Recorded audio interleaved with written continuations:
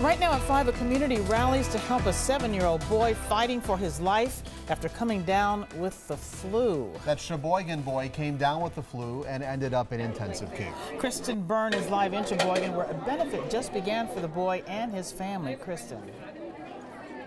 Everyone inside the Pizza Ranch tonight is here for Cain Wick. They're wearing these buttons here saying, "I fight with Cain." Unfortunately, Cain couldn't be here. He's still in a hospital bed.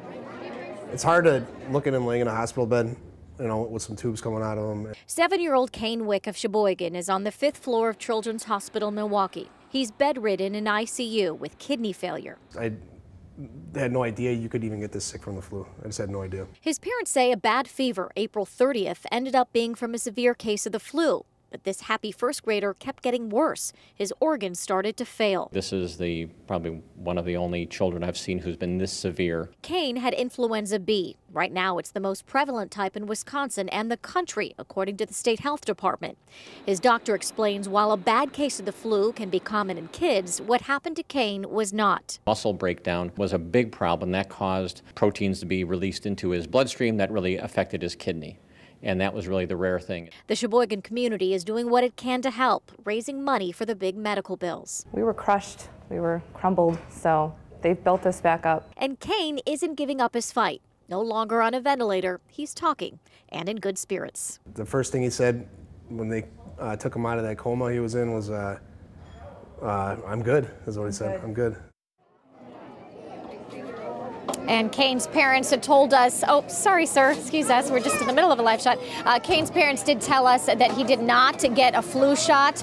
They said after all this happened, they're going to make sure that they're going to make it a priority every year for their family to get that flu shot during flu season. Tonight's benefit goes until 8:30 tonight. Live in Sheboygan, Kristen Byrne, today's TMJ4. And Kristen, a quick question. You know, there's a lot of families there, and sure, any mother and father can identify with the pain the parents are going through. What are they saying to you about how they can relate to this horrible situation for Cain and his family?